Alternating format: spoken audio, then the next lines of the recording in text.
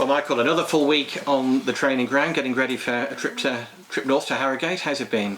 Yeah, it's been great. Yeah, really good Tuesday and Thursday especially. Lads are outstanding, to be fair.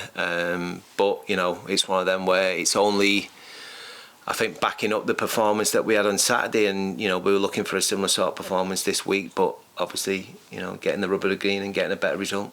Is there still any lingering frustration at what was considered, widely considered a decent performance, went unrewarded against Salford?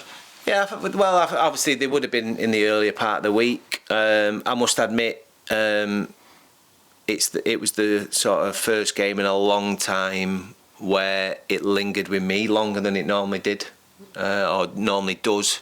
I'm sure I've had sort of spells and games in the past where, you know, a defeat had lasted more than 24 hours or whatever. But yeah, I must admit, last weekend, you know, certainly stayed in the system for a little bit longer than the 24 hours that it normally does, and it was difficult to shake off. But you know what it's like, as soon as you turn up on Monday morning, all of a sudden, you know, the banter flows, the players start walking in the building, and you come round again. And I've actually really enjoyed this week, and I just hope that they can, like I say, take what I've seen on the grass this week and go and apply it tomorrow.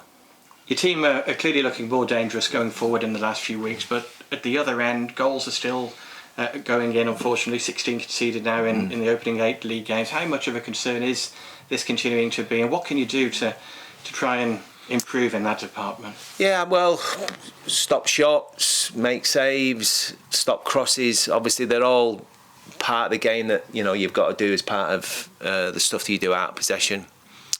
All I would say is that, you know, I'm not really massive one for stats, but stats tell us that we're conceding more goals than we probably should have. You know, a lot more goals than we should have. So those people who use XG on a regular basis, for and against, from that point of view, we're definitely trending in a okay sort of direction. So basically not getting what we deserve at this point. So that includes points, that includes actually goals, for and against. So I'm obviously, you know, as a coach, you're looking to improve the group as much as you possibly can all the time, and try and give them the best opportunities to keep clean sheets. You know, you look at Saturday's game as an example. You know, they've scored in the first half from the only chance they had in 48 minutes or whatever it was, and then obviously the 2 goals that we conceded that, you know, we could have probably done and should have done a little bit better in the second half. But I think them things do happen when you're in the runs that we're on and in the place that we're on. I do believe that, you know, once we earn our luck and get a little bit luckier in moments of the game, then I do think that those type of incidents and those type of goals will start drying up for the opposition. What are you expecting from Harrogate tomorrow? Yeah, it'll be a difficult game because the reality is they're the home team, you know, and they've had a couple of really good big results this year. None more so than obviously on the opening day of the season at Bristol Rovers, where they were fantastic on the day. They're a team that can be dangerous on transition. You know, they've got sort of some forward players that can hurt you. The wide boys are clever footballers, so we're mindful of that. But you know, we're mindful of what they can bring, but we're so sort of focused on what we're going to try and do on Saturday. And what about the job that Simon Weaver has done there? He's been in charge longer than anybody in the top 4 divisions. I think it's 16 years now. Yeah. He's been Harrogate manager, which is incredible in itself, isn't it? Given it's such a precarious occupation, football management. Yeah, absolutely. You know, my hat goes off to him, and you know, it's one of them where to sort of motivate yourself, your staff, your players, to stick around at one club for that long. You know, it's a testament to Simon and his staff and the people he works with. You know, fair play to him.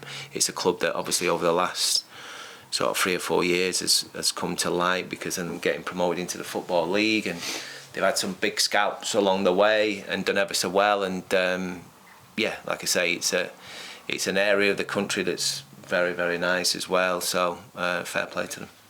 How's Chuks Anike settling in, and is he likely to be in the squad for this weekend?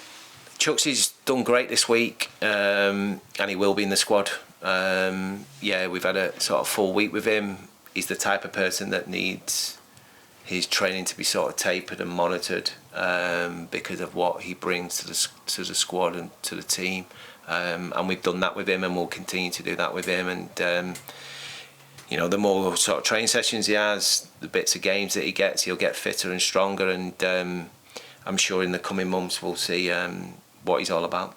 How's availability generally for this weekend? Do you know what? Like I say, this week more than ever, we've almost got a full squad to choose from. It's not a big squad, as you know, but it's certainly a lot healthier for this weekend game than it probably has been in any other game of the season. Have you got some selection headaches? Yeah, which is good because I've not had them for a while. That's when I'm at my most happiest. Like I say, difficult conversations are part and parcel of the job, but I'd rather be having difficult conversations knowing that I'm going to benefit from it, and the team's going to benefit from it, and the club's going to benefit, and the fans are going to benefit from it, rather than thinking, where are my options, what can I do, how can I change things. We've just spoken to Sam Clucas. So how big a bonus of his performance has been at left wing back, popping up with goals on the last couple of Saturdays as well? Yeah, no, delighted for Cluey. I think initially, I don't know what he said to you guys yet, but I don't think he was best pleased when I brought him out the middle of the park. But I think it's benefited him, it's benefited the club, and it looks like he's giving him a new lease of life, to be honest with you, in that position. It's not a position that, that he's too unfamiliar with. He has played it before, not so much, but he has played it before. We know what he's got in terms of his ability, quality on the ball, the experience that he brings to the football club, and I'm just glad that he's been able to, add a couple of goals to that as well. And it's a 12:30 kickoff tomorrow. Your second 12:30 kickoff of the season. How does this? Are you a fan of these early kickoffs, and how does it change things in terms of your team's preparation? Well, I hope it's better than last time, for starters. Yeah. I'm not a fan. I've got to say, but ultimately, it is what it is, and I know there's finances that certainly help all the football league clubs, and that's the reason why we have to do it. So the reality is, it's difficult enough for all football league clubs, especially clubs in League One and League Two, to try and compete financially with the actual football pyramid itself. So if we have to kick off at 12:30 to improve the quality at this level of football, then so be it. As always, good luck to you and the team tomorrow. Thanks for your time, Michael. Cheers, thanks.